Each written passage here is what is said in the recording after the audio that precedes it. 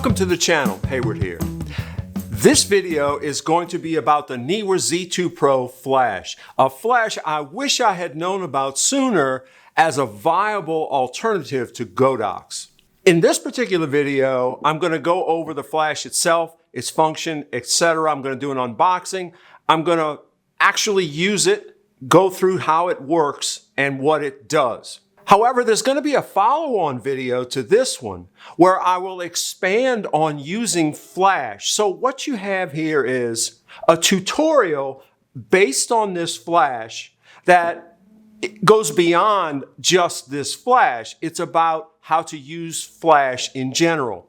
The reason I'm doing this is because I'm not really interested in doing gear reviews on the channel, but this flash seems to be a really good alternative to Godox in the more affordable part of the market. So I'm going to put it through its paces and see if it can do what I need it to do as a professional photographer. Okay, so let's do a quick unboxing. I'll show you what comes with the flash. Right.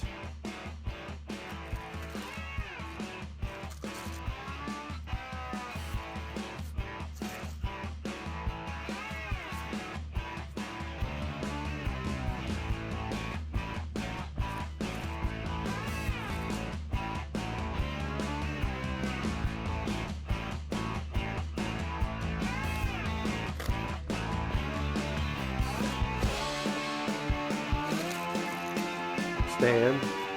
So the components here, we've got the flash in the case, we've got the battery and the recharging cable. Let's pull this out and see what we have. Set the case aside.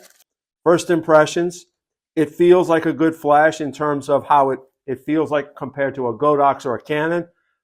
You're not going to tell a whole lot of difference just right off the bat with that.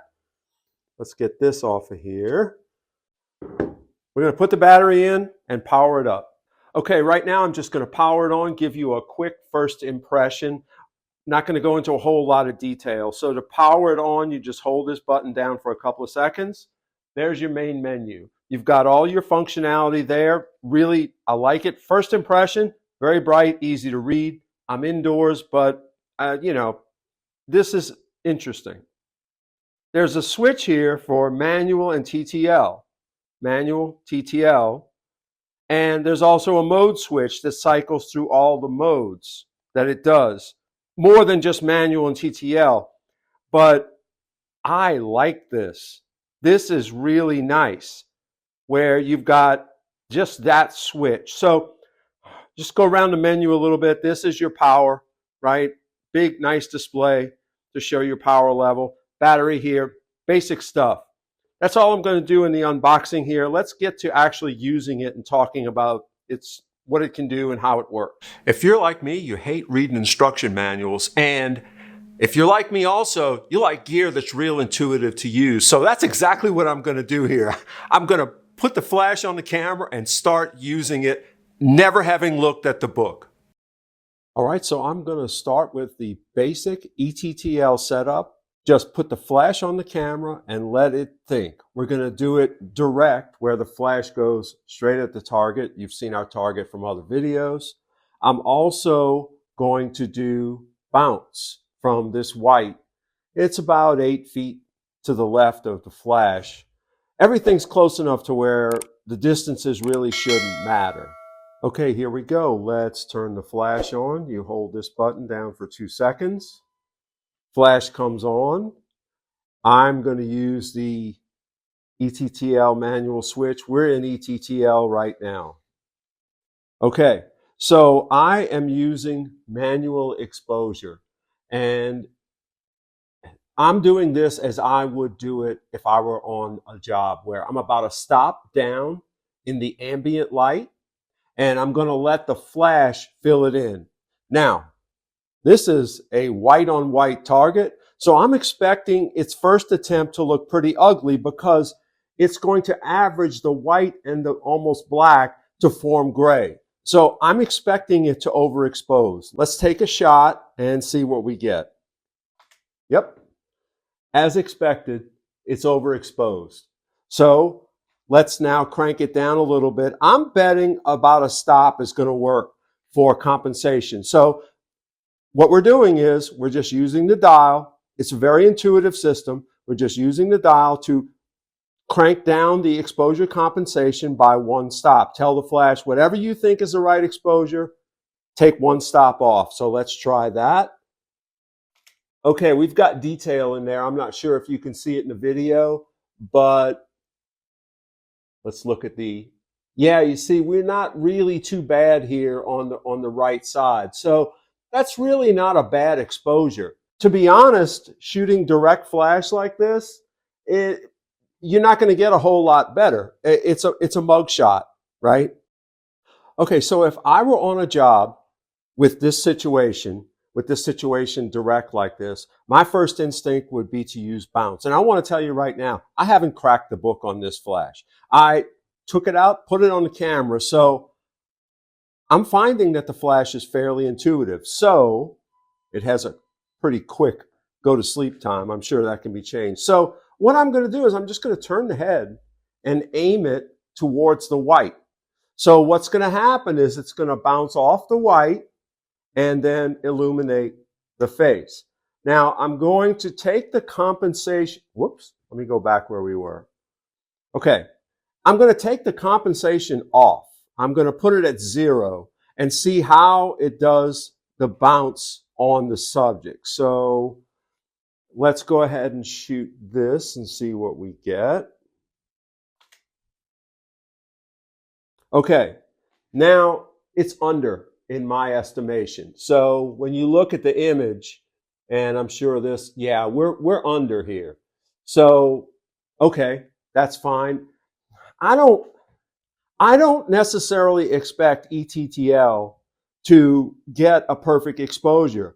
I tend to try and learn my equipment. So what I'm going to do is now I'm going to crank it up a stop and see what we get when we bounce an extra stop off of the target. Let's see. Okay, that's much better. It's still a little under to my taste. I'm going to crank it another half, a little over a half. Let's give it a shot here.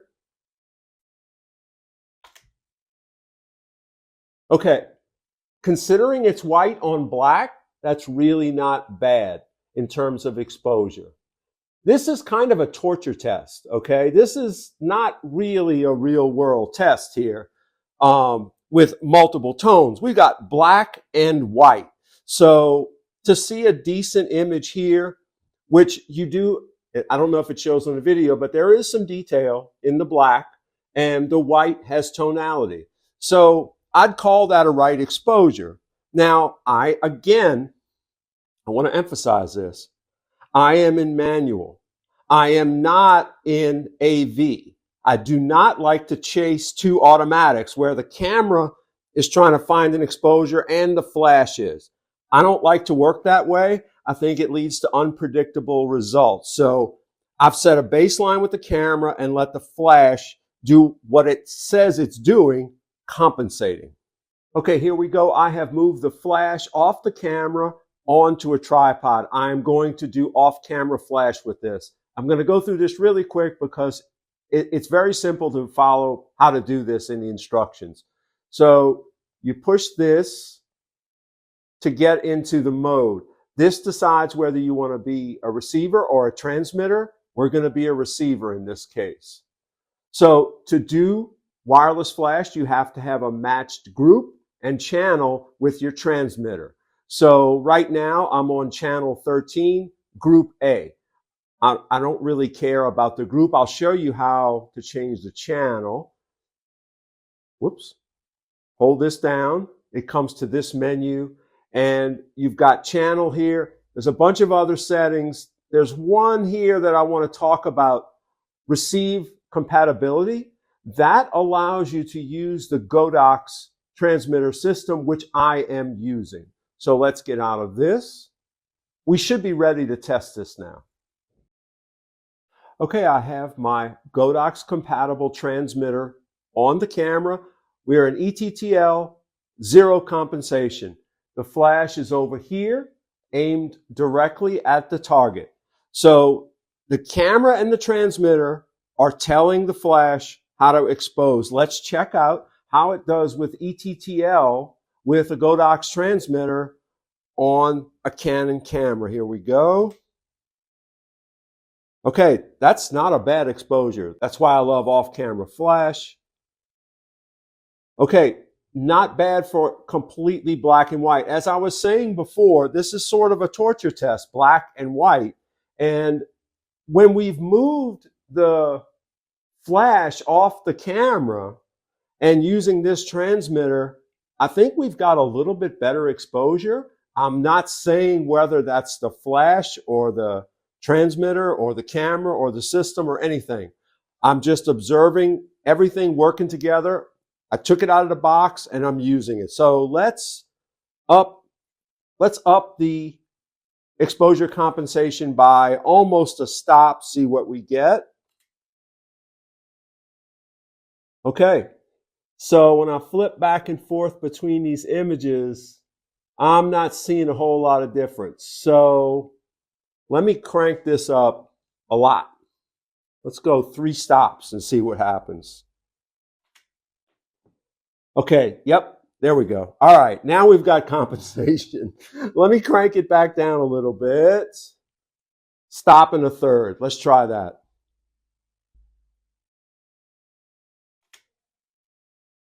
Okay, yes, now I'm seeing some exposure change on here. And as you can see, we've got exposure going almost all the way across. From a technical perspective, you're probably properly exposed given this target. So right out the box, Godox transmitter, Neewer flash in compatibility mode, working pretty good. Now, I would never do this. I would never point this directly at this target with just a Fresnel head like this. What I would really do is this.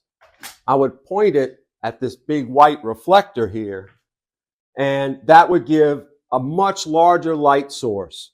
So we're going to just try this out. I'm going to leave it set just the way it was. Let me point this head up a little bit centered into that white, just a little bit. Okay, I have no idea what's going to happen here. Let's see what happens. Okay, that was a bright flash.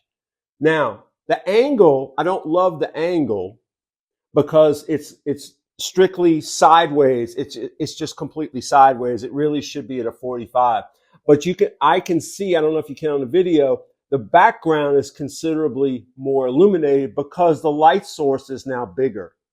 So what I'm going to do now, I'm going to do exactly what I would do on a job. I'm going to move the reflector to a 45.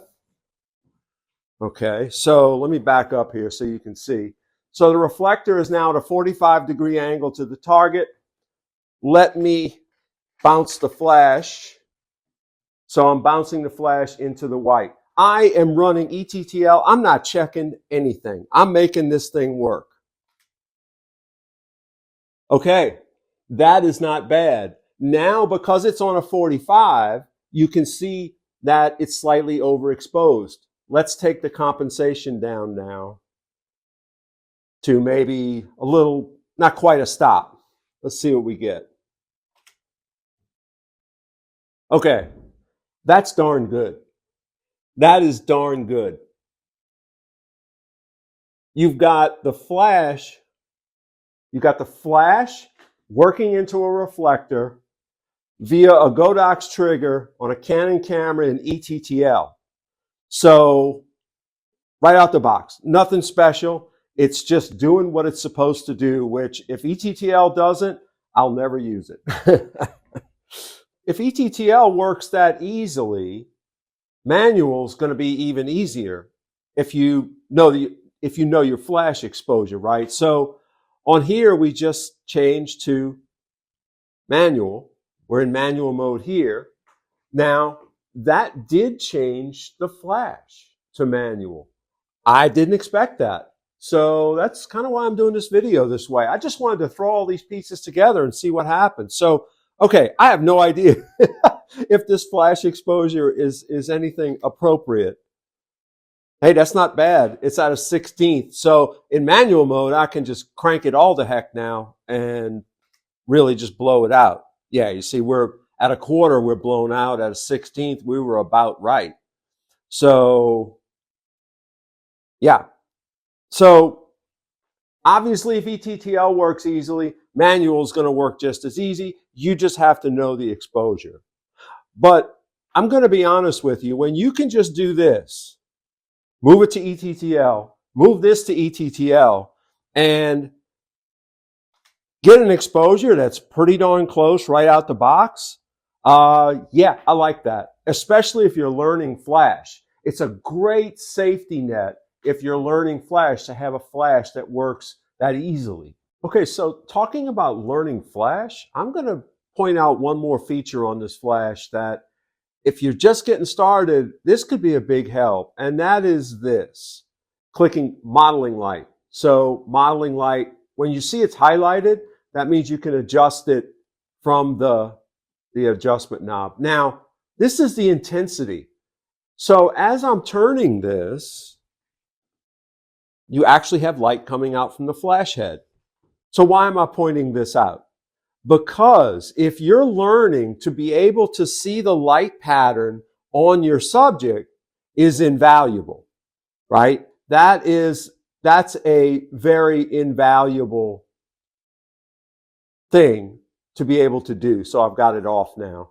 I think that's a great feature of this. I'm not sure how it would do on the battery life, but the modeling light feature is good, especially for learning Flash. Well, there you have it. We're off to a good start. I've gone over the functions of the Flash that matter to me as a professional portrait photographer. And we're going to be having a follow-on video where I'm going to expand on this a great deal in terms of the theory of Flash photography. I'm going to use this as an example, and we're going to build on it to show you how you can do a great deal with very little. I hope this has been a valuable video to you. I hope you would consider giving it a like and subscribing to the channel. Until the next video, cheers.